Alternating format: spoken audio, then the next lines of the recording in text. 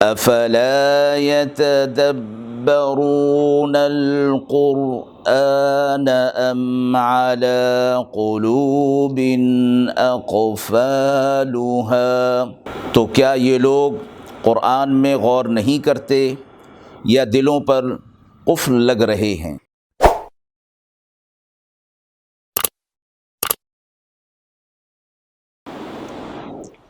بسم اللہ الرحمن الرحیم۔ السلام علیکم ورحمۃ اللہ وبرکاتہ۔ ناظرین کرام، درس قرآن مجید کے اس پروگرام میں آج ہم سورۃ النساء کی آیت نمبر 51 اور 52 کا ترجمہ اور تفسیر پیش کر رہے ہیں۔ اعوذ باللہ من الشیطان الرجیم، بسم اللہ الرحمن الرحیم۔ ألم تر إلى الذين أوتوا نصيبا من الكتاب يؤمنون بالجبت والطاغوت ويقولون للذين كفروا هؤلاء أهدى من الذين آمنوا سبيلا أولئك الذين لعنهم الله ومن يلعن الله فلن تجد له نصيرا۔ آیت مبارکہ کا ترجمہ ملاحظہ فرمائیں۔ کیا تم نے نہیں دیکھا ان کو جنہیں کتاب سے کچھ حصہ ملا ہے، وہ ایمان لاتے ہیں بتوں پر اور طاغوت پر، اور کہتے ہیں کافروں کو کہ یہ لوگ زیادہ ہدایت پر ہیں بنسبت مسلمانوں کے۔ یہ وہی ہیں جن پر اللہ نے لعنت کی، اور جس پر اللہ لعنت کرے اس کا کوئی مددگار نہیں۔ یہود کی بری خصلتوں کا تذکرہ اس آیت مبارکہ کے اندر ہو رہا ہے، اور فرمایا گیا کہ کتاب کا کچھ حصہ مراد یہود ہیں اور تورات ان کو دیا گئی تھی۔ یہ لوگ بتوں پر اور شیطان پر ایمان لاتے ہیں، یعنی حالانکہ کتاب الہی ان کے پاس، شریعت الہی ان کے پاس موجود، اس کے باوجود یہ بتوں پر اور طاغوت پر، شیطان پر ایمان لے آتے ہیں۔ اور آیت کے شان نزول میں فرمایا گیا کہ جبت کا معنی ساحر کا ہے اور طاغوت سے مراد کاہن ہے۔ حضرت عمر رضی اللہ تعالی عنہ بھی فرماتے ہیں کہ جبت سے مراد سحر ہے اور طاغوت سے مراد شیطان ہے۔ حضرت مالک بن انس رضی اللہ تعالی عنہ سے منقول ہے کہ اللہ کے علاوہ جس چیز کی بھی عبادت کی جاتی ہے ان سب کو طاغوت کہا جاتا ہے۔ امام قرطبی فرماتے ہیں کہ مالک بن انس کا قول زیادہ ترجیح اور پسندیدہ ہے، اس لیے کہ قرآن مجید بھی فرماتا ہے ان اعبدوا اللہ واجتنبوا الطاغوت، اللہ کی عبادت کرو اور طاغوت، ہر طاغوت سے اجتناب کرو، خالص اللہ کی عبادت کرو۔ جبت اور طاغوت سے متعلق فرمائے گی یہ دو بتوں کے نام ہیں۔ یہود کا ایک سردار جس کا نام کعب بن اشرف آتا ہے، یہود کا ممتاز عالم تھا، ابو سفیان کے پاس آیا اور آپ صلی اللہ علیہ وسلم اور مسلمانوں کے خلاف اس نے اپنے تعاون کی یقین دہانی کرائی۔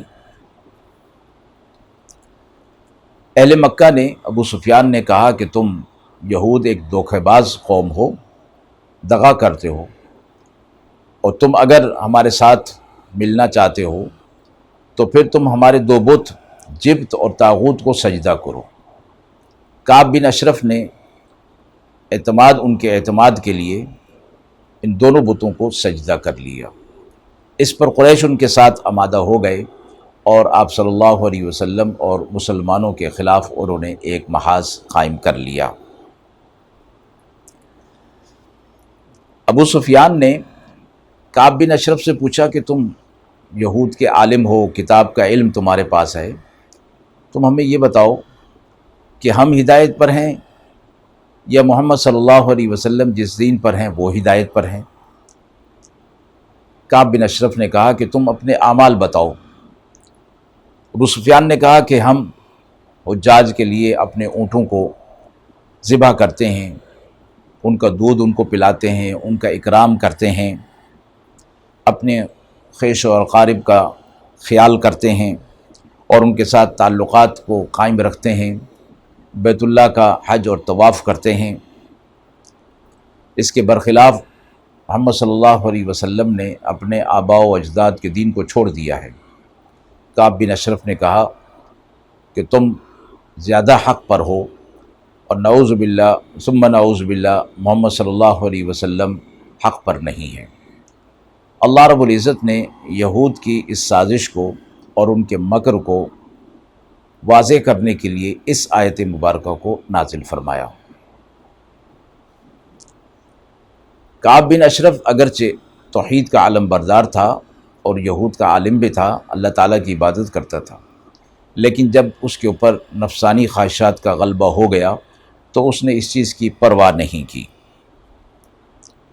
یہاں تک کہ اس نے بتوں کو بھی سجدہ کر دیا۔ مفسرین فرماتے ہیں کہ اس سے معلوم ہوا کہ کتاب کا علم نفع نہیں دے سکتا جب تک کہ صحیح معنی میں اس کی اتباع نہ ہو اور دنیاوی جاہ و جلال کی خواہش نہ ہو، نفسانی خواہشات کی پیروی نہ کی جائے اور اس سے اجتناب نہ کیا جائے، کتاب کا علم نفع نہیں دے گا۔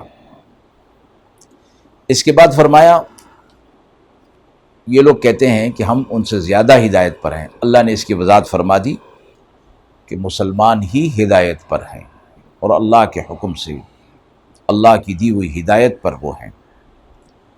پھر ایسے ہی لوگوں کے بارے میں فرمایا اولئک الذین لعنہم اللہ، ایسے ہی لوگ ہیں، اسی طرح کی حرکت کرنے والے لوگ جن پر اللہ نے لعنت کی ہے، اور لعنت کا معنی اللہ کی رحمت سے دور ہو جانا، ذلت اس پر آنا جس پر اللہ کی لعنت ہوگی، وہ اللہ کا قرب حاصل نہیں کر سکتا، اور ساتھ ہی فرما دیا اس کا کوئی مددگار بھی نہیں ہوگا۔ وَمَن يَلْعَنِ اللَّهُ فَلَن تَجِدَ لَهُ نَصِيرًا، جس پر اللہ کی لعنت، ذلت اور پھٹکار آ گئی، اس کی مدد کوئی کرنے والا نہیں۔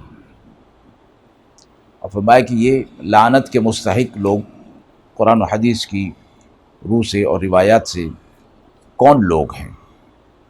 ایک حدیث میں آپ صلی اللہ علیہ وسلم نے سود لینے والے، دینے والے، کھانے والے، لکھنے والے، اس کی گواہی دینے والے سب پر لعنت کی ہے کہ وہ گناہ میں سب برابر ہیں۔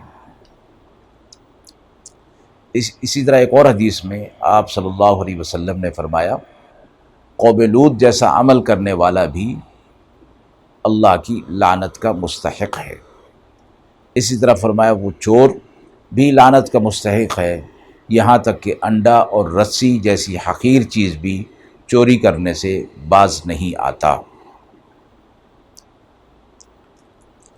ایک اور حدیث میں آپ صلی اللہ علیہ وسلم نے فرمایا کہ شراب پینے والے پر، پلانے والے پر، بیچنے والے پر، خریدنے والے پر، اس کے نچوڑنے والے پر، اٹھانے منگوانے والے پر، سب پر اللہ کی طرف سے لعنت ہے۔ ایک اور حدیث میں فرمایا کہ نامحرم پر نظر پڑنا اور اختیاری نظر، یہ بھی شخص بھی ملعون ہے، اس پر بھی اللہ کی طرف سے لعنت فرمائی گئی ہے۔